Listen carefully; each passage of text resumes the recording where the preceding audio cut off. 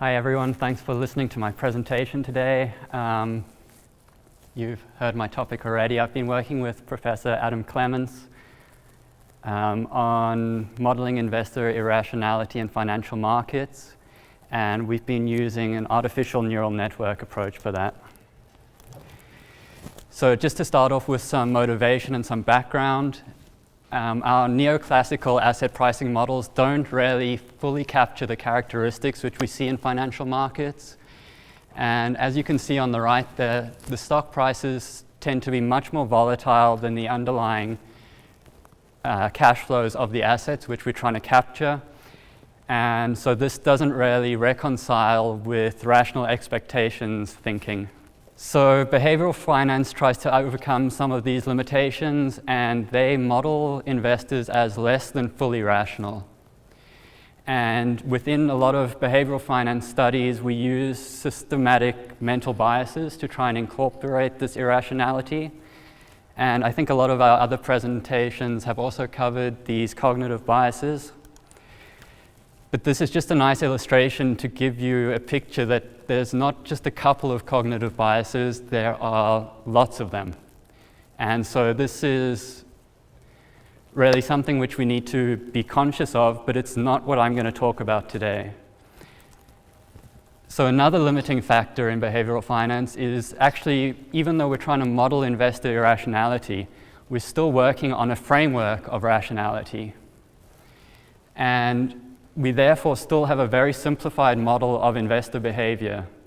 And as one example, the overconfidence in behavioral finance literature differs from rational expectations in one parameter. So there's not a huge difference in the literature between rationality and irrationality. So what we try and do is we try and walk away from the assumptions of rationality, and we do that by using an artificial neural network. So the example that I'm going to present looks at hindsight bias, and that's the bias that says, oh, I knew that, but you only say that after the event has passed. So I'm not going to go into the mechanics of our artificial neural network. It's a long short-term memory network which is state-of-the-art for sequential data.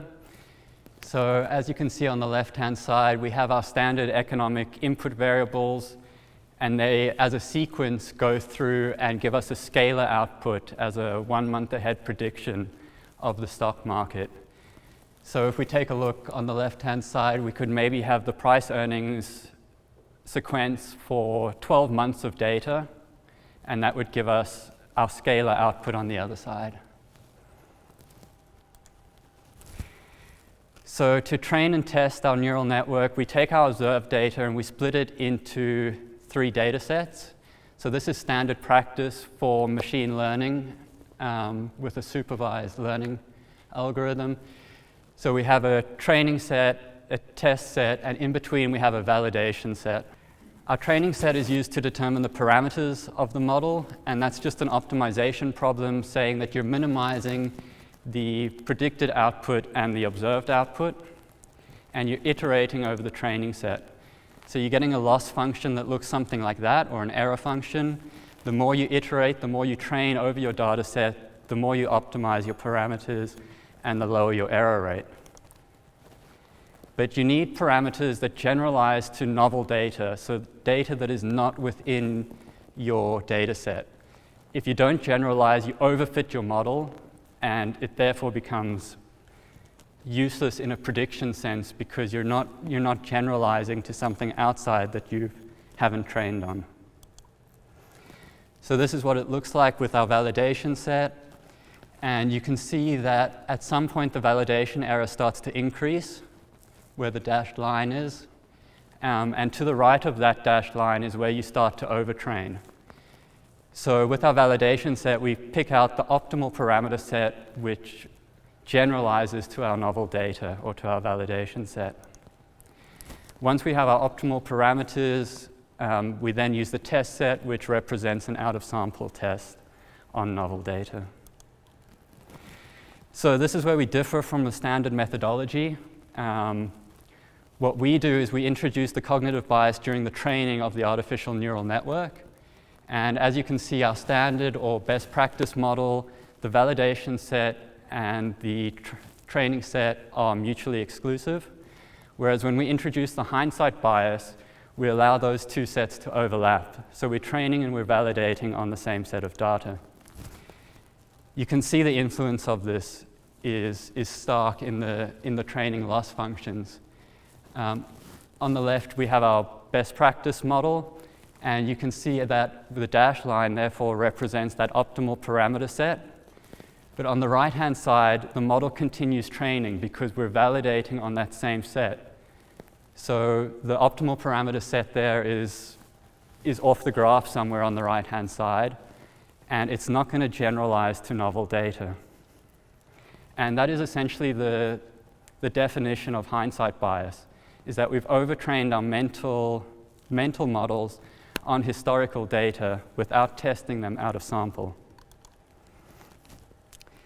So once we have all our parameters trained, we therefore just use a standard simulation methodology where our output from one simulation comes back in as an input into the next, and that allows us a long horizon forecast, and we've used the S&P 500 index.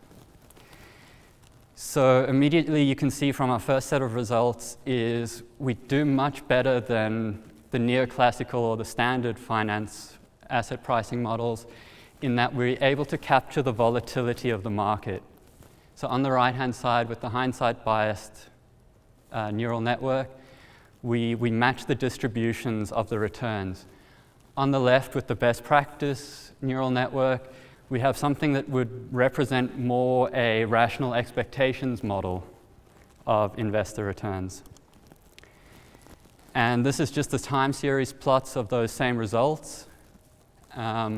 Again, you can see that the hindsight bias model rarely replicates the returns of the market. So if we think of an intuitive result for this, if we have an investor who is sitting and creating a mental model or a statistical model, if he then creates this model and he fits it really well to historical data, but never trains it, he never tests it out of sample, he's going to be willing to trade.